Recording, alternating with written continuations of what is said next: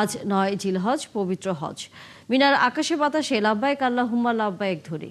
মূল হজের দিনে ধর্মপ্রাণ মুসল্লিরা আরাফার প্রান্তরে সূর্যাস্ত পর্যন্ত অবস্থান করবেন। আরাফার ময়দানের মসজিদে নামিয়ার জোহরের নামাজের আগে পবিত্র হজের খুতবা দেবেন মদিনার মসজিদে নববীর ইমাম এবং খতিব শায়েখ আলী বিন আব্দুর রহমান আল হুজাইফি। বিস্তারিত চৈতি সরোয়ারের রিপোর্টে।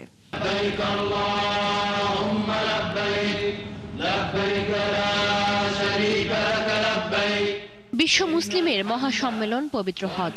বিশ্বের বিভিন্ন দেশ থেকে আগত লাখো ধর্মপ্রাণ মুসলমান আরাফার ময়দানে সমবেত হয়ে লাব্বাইক আল্লাহুম্মা লাব্বাইক ধ্বনিতে মুখরিত করে তুলেছেন পুরো এলাকা। ৯ জিলহজ ফজরের পর ঐতিহাসিক আরাফার ময়দানে উপস্থিত হয়েছেন মুসল্লিরা। এবছর আরাফার ময়দানের মসজিদে নামিরায় পবিত্র হজের খুতবা দিচ্ছেন মদিনার মসজিদে নববীর ইমাম ও খতিব শায়েখ আলী বিন আব্দুর রহমান আল হুজাইফি। সূর্যোদয় থেকে সূর্যাস্তের পর কিছু সময় পর্যন্ত আরাফাতের ময়দানে অবস্থান করবেন হাজিরা, মগ্ন থাকবেন আল্লাহর ধ্যানে। সূর্য অস্ত যাওয়ার পরে মাগরিবের নামাজ আদায় না করে আরাফাতের ময়দান থেকে মুজদালিফার উদ্দেশ্যে রওনা দেবেন তারা। সেখানে মাগরিব ও এশার নামাজ একসাথে আদায় করে খোলা আকাশের নিচে রাত যাপন করবেন। মুজদালিফা থেকেই মিনায় শয়তানকে প্রতীকী পাথর নিক্ষেপের জন্য কঙ্কর সংগ্রহ করা হবে। এরপর ১০ জিলহজ মিনায় গিয়ে হাজিদের ধারাবাহিকভাবে কয়েকটি গুরুত্বপূর্ণ আনুষ্ঠানিকতা সম্পন্ন করতে হবে। প্রথমে জামারাতে শয়তানকে প্রতীকী পাথর নিক্ষেপ, এরপর পশু কুরবানি, মাথা মুন্ডন বা চুল ছাঁটা এবং পরে মক্কায় গিয়ে তাওয়াফের জিয়ারত সম্পন্ন করবেন হাজিরা। পরবর্তী দিনগুলোতেও মিনায় অবস্থান করে ৩ জামারাতে পাথর নিক্ষেপের আনুষ্ঠানিকতা পালন করা হবে। সবশেষে বিদায়ী তাওয়াফের মাধ্যমে সম্পন্ন হবে পবিত্র হজের আনুষ্ঠানিকতা। কাবা শরীফ ৭ বার তাওয়াফ করে হাজিরা শেষ করবেন তাদের জীবনের অন্যতম শ্রেষ্ঠ ইবাদত পবিত্র হজ।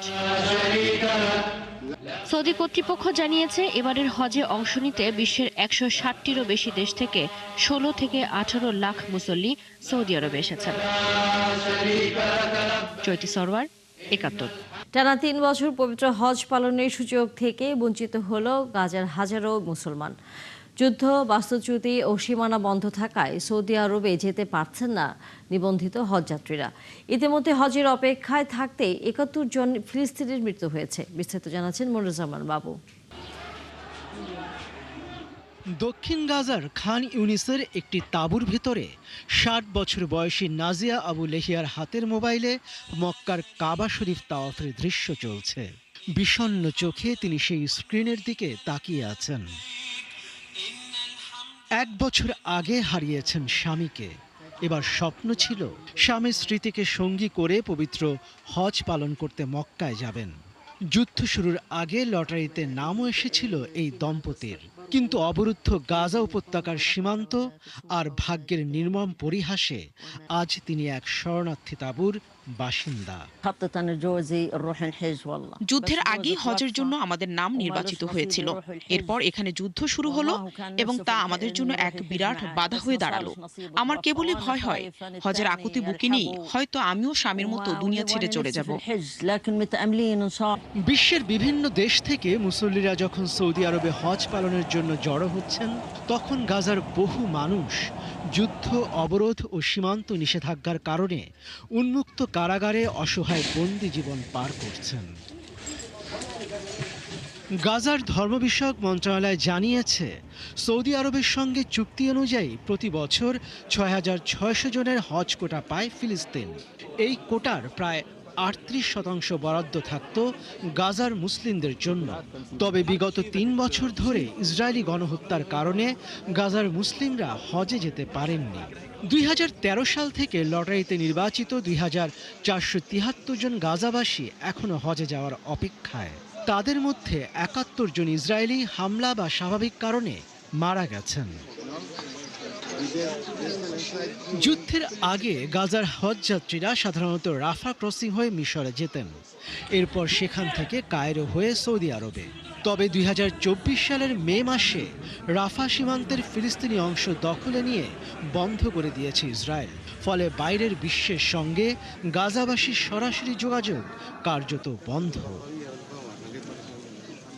যুদ্ধ আর সীমানার বেড়াজাল ভেঙে কবে নাগাদ অবরুদ্ধ গাজাবাসী আবারও পবিত্র মক্কার মাটিতে পা রাখতে পারবেন সেই উত্তর জানা নেই কারো।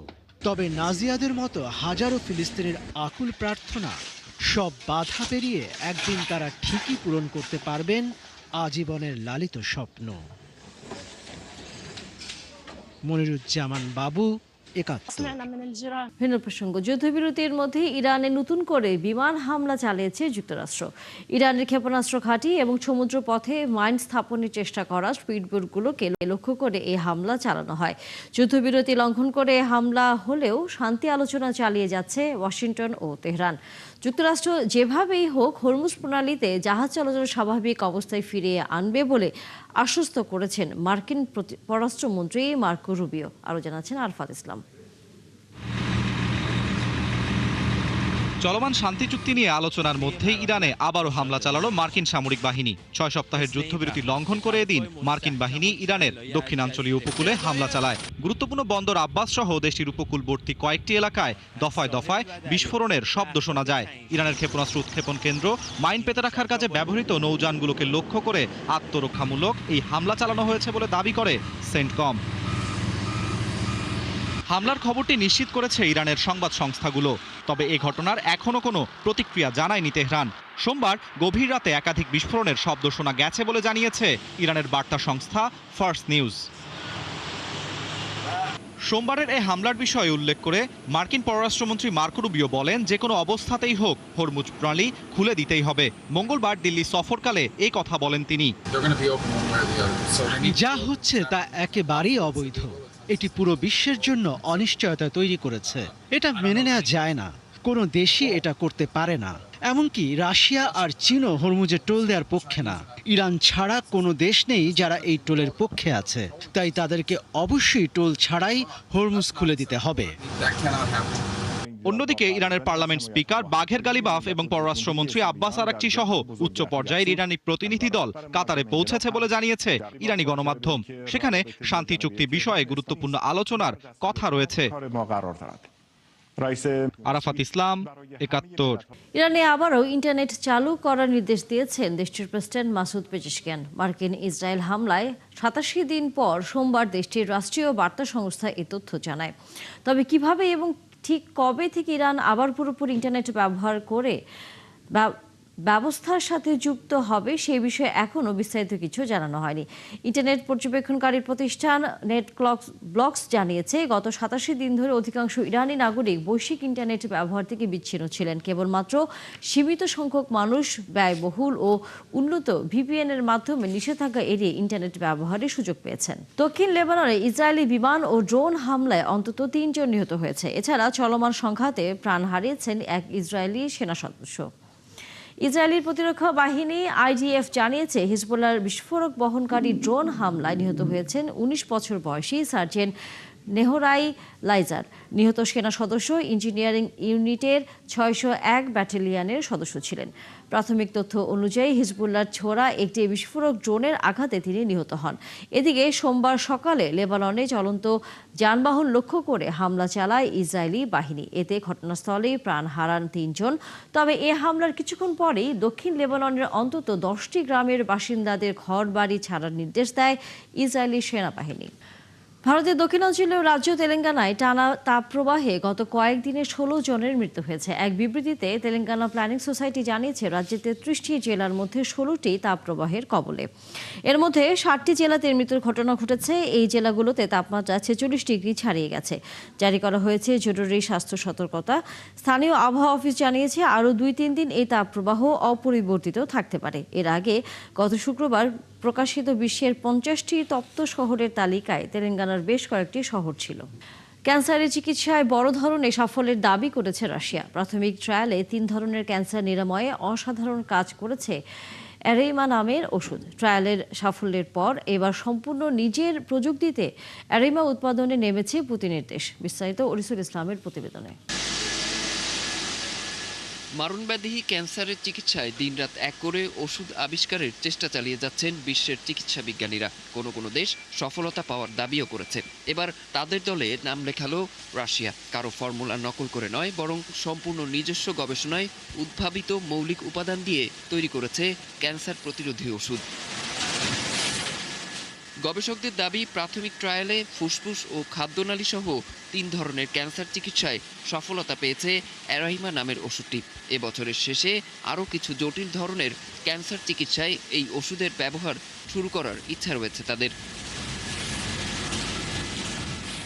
কিন্তু কিভাবে কাজ করে এই ওষুধ? চিকিৎসা বিজ্ঞানীরা বলছেন, অ্যারাইমা ওষুধটি শরীরের রোগ প্রতিরোধ ব্যবস্থাকে সক্রিয় করে। ওষুধটি মানবদেহের রোগ প্রতিরোধকারী সেলের উপর একটি সুরক্ষা কবচ তৈরি করে, যাতে ক্যান্সার কোষ ইমিউনিটি সিস্টেমকে নষ্ট করতে না পারে। আমাদের জন্য সবচেয়ে গুরুত্বপূর্ণ হলো উদ্ভাবনী ওষুধ তৈরি করা। শুধু উৎপাদন নয়, নিজস্ব গবেষণা ও প্রযুক্তি উন্নয়নেও আমরা গুরুত্ব দিচ্ছি। আমাদের ওষুধ বেশ কয়েকটি রোগের ক্ষেত্রে অসাধারণ ফল দিয়েছে। আমরা ক্লিনিক্যাল কার্যক্রম আরও বিস্তৃত করছি। 2021 সালে গামালেয়া রিসার্চ ইনস্টিটিউটের সহযোগিতায় এই প্রকল্প শুরু হয়। রাশিয়ার দাবি, গত 5 বছরে দেশটিতে উদ্ভাবিত এটিই একমাত্র নতুন ক্যান্সার বিরোধী ওষুধ। বিশেষজ্ঞদের মতে, স্থানীয়ভাবে উন্নত ক্যান্সারের ওষুধ উৎপাদন রাশিয়ার ওষুধ শিল্পে নতুন সম্ভাবনার দ্বার খুলে দিতে পারে। অরিসুল ইসলাম, 71। ঈদের আনন্দ থেকে বঞ্চিত হচ্ছেন ব্রিটেনের রেস্টুরেন্ট খাতে কর্মরত হাজারো মুসলিম শ্রমিক। অভিযোগ উঠেছে, ঈদের দিনেও দীর্ঘ সময় কাজ করতে বাধ্য করা হচ্ছে তাদের। ফলে পরিবার পরিজনের সাথে সময় কাটাতে পারছেন না অধিকাংশ শ্রমিক। এ পরিস্থিতিতে ঈদের ছুটি নিশ্চিতের দাবিতে লন্ডনে সমাবেশ ও মানববন্ধন করেছেন রেস্টুরেন্ট শ্রমিক, সমাজকর্মী ও মানবাধিকার কর্মীরা। শ্রমিকদের দাবি, ধর্মীয় উৎসবে পরিবারের সাথে সময় কাটানোর অধিকার নিশ্চিত করতে হবে। আরও জানাচ্ছেন আরিফ মাহফুজ। ব্রিটেনে ব্রিটিশ বাংলাদেশিদের মালিকানাধীন রেস্টুরেন্টে কাজ করছেন লক্ষাধিক মুসলিম কর্মী। সারা বছর কাজ করে তারা ক্লান্ত।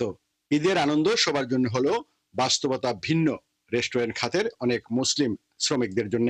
বছরের সবচেয়ে বড় ধর্মীয় উৎসবও ছুটি মিলছে না তাদের। দীর্ঘ 20 বছর ধরে ঈদের ছুটির দাবিতে মানববন্ধন ও সমাবেশ করছেন রেস্টুরেন্ট কর্মী, সামাজিক ও মানবাধিকার কর্মীরা। Eid holidays are a basic human necessity and entitlement. Muslim restaurant কর্মীদের দাবির সাথে একাত্মতা পোষণ করে রাস্তায় নেমেছেন সমাজকর্মী ও পেশাজীবীরা। বলতে গেলে ছুটির কথা তারা কল্পনাই করতে পারেন না। অসংখ্য নারীরা তারা আমাদেরকে বলে থাকেন যে যারা রেস্টুরেন্ট কর্মীরা আছেন তাদের হাজবেন্ডের ছুটি না থাকার কারণে তারা ঈদটা নিরানন্দ হয়ে যায়। যারা মুসলিম ব্যবসায়ী রয়েছেন এবং তাদেরকে বলবো যে আপনারা ঈদের দিন দয়া করে ছুটি যদি দেন ভালো হয়। সামাজিক রীতিনীতিতে ঈদের ছুটিটা খুবই জরুরি। এ নিয়ে বেশিরভাগ রেস্টুরেন্ট মালিক কথা বলতে না চাইলেও কিছু রেস্টুরেন্ট মালিক জানিয়েছেন ভিন্ন ধর্মের কর্মচারী নিয়োগ দিয়ে মুসলিম শ্রমিকদের ঈদের ছুটি দেয়া যেতে পারে। রেস্টুরেন্ট খোলা থাকবে, বাট কোনো মুসলমান ধর্মের কেউ থাকবে না, অন্য ধর্মের লোকের দিয়ে অফিস চালানোর চেষ্টা করবে। মুসলিম শ্রম অধিকার নিয়ে নতুন করে প্রশ্ন তুলেছে এই বিক্ষোভ। এখন দেখার বিষয়, সংশ্লিষ্ট মালিক পক্ষ মুসলিম শ্রমিকদের ঈদের ছুটির এই দাবির বিষয়ে কি পদক্ষেপ নেবে। আরিফ মাহফুজ, 71, লন্ডন। এই ছিল এখনকার আয়োজনের বিশ্বের আরও নতুন কিছু খবর ও বিশ্লেষণে আগামীকাল সকাল 9:30টায় আবারও হাজির হবে বিশ্বযোগ। সরাসরি সংবাদ অনুষ্ঠান দেখতে চোখ রাখুন 71-এর ফেসবুক পেজে এবং সাবস্ক্রাইব করুন 71-এর ইউটিউব চ্যানেল। থাকুন 71-এর সাথে।